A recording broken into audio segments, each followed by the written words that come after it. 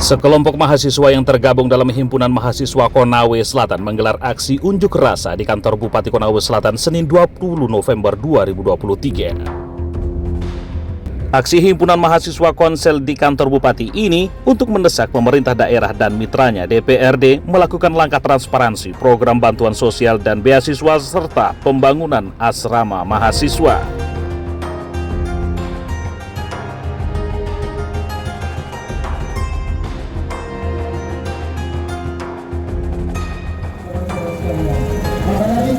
Bentuk kedatangan kami di sini adalah bentuk cinta yang sejati kepada seluruh elemen pemangku jabatan di Kabupaten Konawe Selatan. Inilah cinta dari mahasiswa, inilah cinta dari elemen mahasiswa yang berjiwa intelektual tinggi sehingga perlu menuju cinta sampai menjadi agama kepada Indonesia. Dengan pengawalan aparat kepolisian, aksi ini menyuarakan masalah yang terjadi pada bantuan beasiswa yang telah terjadi di dalamnya dugaan praktek pungli oleh oknum cukong yang tidak bertanggung jawab dengan melakukan pemotongan atas nama jasa atau ucapan terima kasih untuk oknum itu. Tidak tanggung-tanggung, pemotongan yang terjadi pada beasiswa oleh oknum dimaksud tersebut mencapai 50%. Padahal beasiswa itu diperuntukkan untuk mahasiswa berprestasi dan kurang mampu yang kini telah masuk tahap kelima dan tercatat sebanyak kurang lebih 478 mahasiswa yang menerima beasiswa. Usai menyampaikan orasi di pelataran kantor Bupati, kelompok mahasiswa ini selanjutnya dipersilahkan untuk masuk di ruang rapat Setda Konawe Selatan.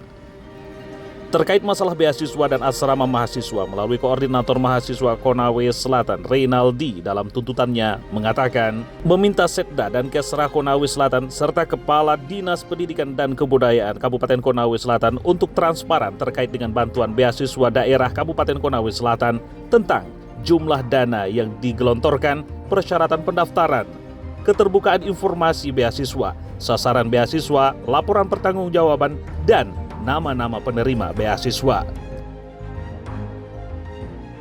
Aksi ini juga meminta DPRD Kabupaten Konawe Selatan untuk mengevaluasi Setda bagian Kesra dan Dinas Pendidikan Kabupaten Konawe Selatan terkait dengan beasiswa Konawe Selatan yang dinilai tidak transparan dan tidak tepat sasaran. Ada perwakilan, ada pemerataan, sehingga tidak ada kecemburuan sosial, teman-teman semua. Bahkan hampir semua kecamatan ada perwakilan. Kemarin banyak yang turun, dan saya bilang tidak bisa terlalu banyak karena kita mau sampaikan sebagai dasar, kecuali kami tidak direspon, ayo kita duduk bersama-sama. Dan itu. Sekarang berdasarkan hasil kajian kami, memang itu ditransfer ke rekening langsung. Tapi Pak, terlalu banyak pintu dalam artian orang yang kasih masuk orang. Nah itu, ini Pak, ini faktanya Pak. Orang yang kasih masuk orang pintu setelah dia cair ke rekeningnya dan kita potongan itu faktanya. Iya Pak. Itu yang kemudian kalau misalkan ini bisa satu pintu komunikasinya atau informasinya terus dia up di sosial media, kita bantu. Kita siapa itu Pak? Kami ada Instagram. Alhamdulillah di Konsel ini Pak ada organisasi Pak. Terutama organisasi kabupaten, jujur-jujuran saja Pak. Kami tidak diakui sama sekali Pak oleh pemerintah. Kami tidak pernah bilang datang musyawarah Pak akui kami tidak. Kami berdiri untuk kemaslahatan sebagai pengabdian. Makanya usia dan kami satukan perbedaan untuk pengabdian. Kami hanya ingin mengabdi. Kalau legalitas kami tidak ada Pak di sini, tidak diakui oleh Bupati langsung. Tapi kami berdiri sendiri untuk kemudian lakukan pengabdian sebagai mitra politik dan juga sebagai mitra kerja. Alhamdulillah kalau bisa cek Instagram kami HMKS ada 800 followers di situ, hampir 900 pengikut. Itu dalam artian hampir setengah mahasiswa di Konsel itu sudah mengikuti kami, dan ketika kami up satu informasi pasti akan dikonsumsi oleh para 25 kecamatan ini. Sehingga kami siap kalau kemudian untuk jadikan tempat untuk menyebarluaskan informasi beasiswa ini. Nggak usah kami jadikan pintu untuk kasih rekomendasi dan sampai kami dibilang ada lagi kepentingan. Saya harap bisa ada satu pintu Pak untuk komunikasi ini dan kemudian ada keterbukaan publik supaya semua informasi tentang beasiswa ini bisa dikonsumsi dalam berita bekasi.com yang kita baca itu beasiswa kurang mampu Pak yang sampai tidak tepat sasaran karena melalui banyak pintu gitu. Pintunya terlalu banyak sehingga pas cair rekeningnya dead 50%. Itu bahasanya Pak. Belum lagi yang lain Pak. Bayangkan yang S2 Pak 50 juta yang sampai dipotong 25 juta. Wah bagaimana itu Pak. Dan ini yang kita takutkan Pak. Itu karena sebenarnya saya pegang tidak terkait, tapi saya minta nanti mungkin bisa melalui tanda-tanda itu Pak. Kami minta fotokopinya saja Pak, nama-namanya untuk tahap kelima ini Pak. siapa-siapa, karena memang kita tahu pasti ada yang cair lagi Pak kan. Tapi kita halangi rezeki orang karena sama sekali Pak. Saya kan Pak sesuai koridor ini pertanggungjawaban. Kami nggak mau melarang, kami nggak mau ambil haknya orang, itu sudah rezekinya orang Pak. Tapi tolong Pak, kami berharap ada sistem yang harus diperbaiki Pak. Ada sistem yang harus satu pintu saja masuknya Pak, supaya tidak ada lagi saya punya undi. Jujur saja kajian-kajian kami itu matang insya Allah Pak, berdasarkan fakta empiris yang ada. Tapi itu tidak akan bisa ditereksi karena teman-teman tidak mau mengakui, bukan tidak mau melaporkan pihaknya, karena katanya saya sudah dibantu juga, tapi saya kasih saja informasi, itu salah satunya Pak. Jadi itu Pak. Terus masalah serang Pak, kami memang tidak ditulangi Pak, minta maaf tidak ada, karena ini momentumnya lagi panas-panasnya politik. Minta maaf kami tidak perlu ditunggangi oleh siapapun Pak, berkali dengan kepentingan kami. Tapi berdasarkan perjanjian kami sebenarnya tadi di DPR, kami mau terus lakukan desakan untuk masalah ini Pak. Walaupun kemarin kami tahu bahwa anggaran itu sudah digelontorkan untuk kemudian pembebasan, kemudian dia dipindahkan karena persoalan tidak sesuai dengan harga yang sebenarnya. Itu kami tahu sebenarnya Pak.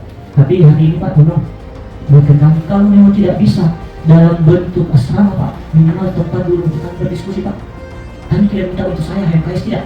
Silakan 25 kecamatan Pak aktif, tolong dicatat Pak. Aktif organisasinya, mereka berbuat untuk daerah Pak. Kalau tidak bisa lagi permanen, kos-kosan, dikontrakkan 6 bulan Pak. Kalau tidak bisa lagi 6 bulan, per 1 bulan Pak. Kalau tidak bisa per 1 bulan Pak, per hari saja Pak.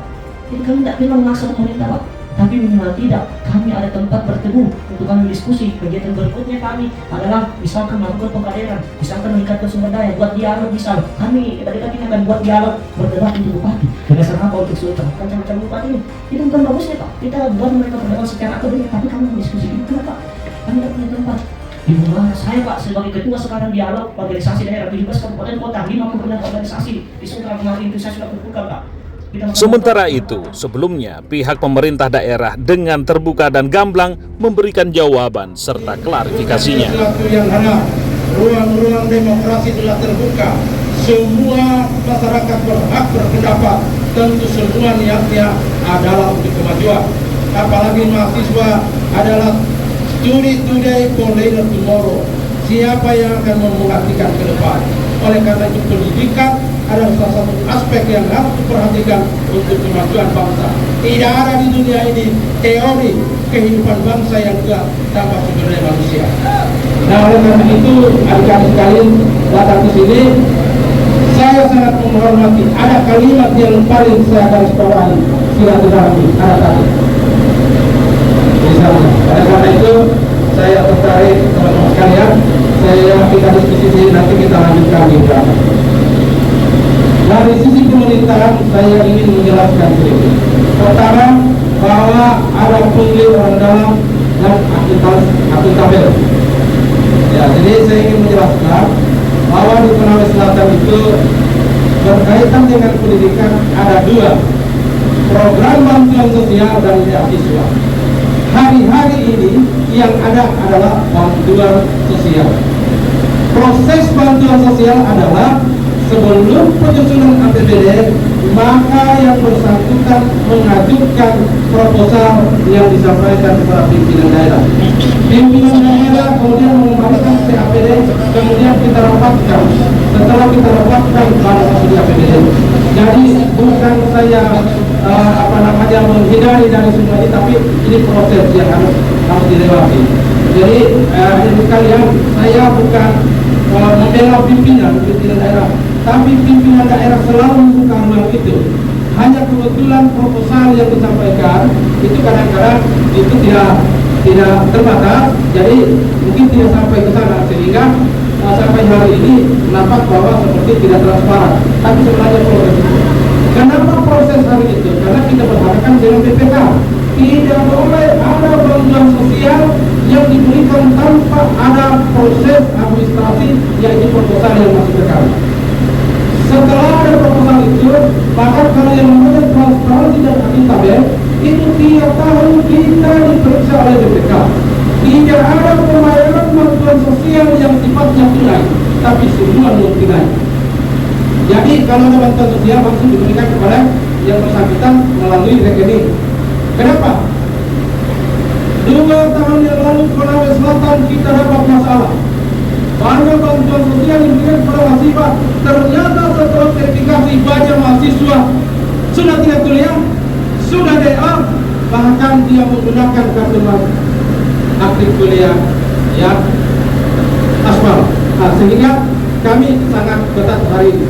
Tapi apapun yang disampaikan oleh mahasiswa hari-hari ini akan kita sampaikan kepada pimpinan. Bahwa ruang-ruang itu perlu ada sosialisasi, mungkin ada di Kesra.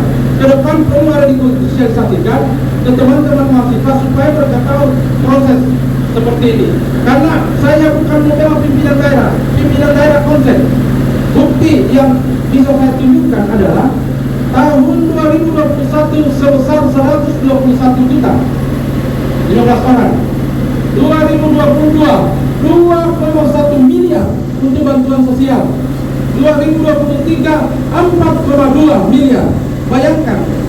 Nah, yang menjadi persoalan hari ini, saya kira ini tepat sekali mahasiswa. Ada angka ini, kenapa tidak disampaikan untuk transparansi? Saya kira ini catatan buat kita.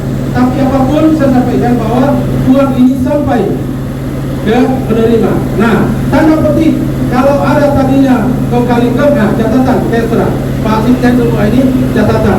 Kalau ada misalnya orang dalam, terus, nah ini catatan ke depan. Artinya apa yang disampaikan oleh mahasiswa ini sangat konstruksi, tidak mengada-ada. Artinya apa? Dalam rangka optimalisasi supaya sasaran bantuan sosial tepat kepada mahasiswa, maka saya kira transparansi, keterbukaan, kemudian proses. Artinya hari-hari ini mahasiswa kita ini semua, kita punya anak-anak, ini perlu transparansi sehingga mereka ketahui bahwa begini proses. Kalau tertutup tidak ada informasi, ya kita saling menilai, ini hal wajar. Tapi saya anggap koreksi hari ini adalah koreksi yang sangat konstruktif dalam membangun ke depan bagaimana tatanan kita punya pengembangan pendidikan. Yang kedua, beasiswa memang hari ini kita belum. Nah, bedanya bantuan sosial dengan beasiswa, kalau beasiswa itu sifatnya kontinu sampai selesai. Kalau bantuan sosial itu hanya merupakan bantuan yang bersifat merespon, membantu yang sifatnya tidak boleh berkelanjutan. Tahun ini dapat, tahun depan tidak boleh lagi. Biasanya 2 tahun baru dapat lagi kalau sifatnya bantuan sosial. Jadi adik-adik sekalian, saya kira ini jelas bisa dilihat APBD transparansi, atau mungkin di Kesra bisa disampaikan akan semua ini supaya mereka dapatkan informasi yang jelas.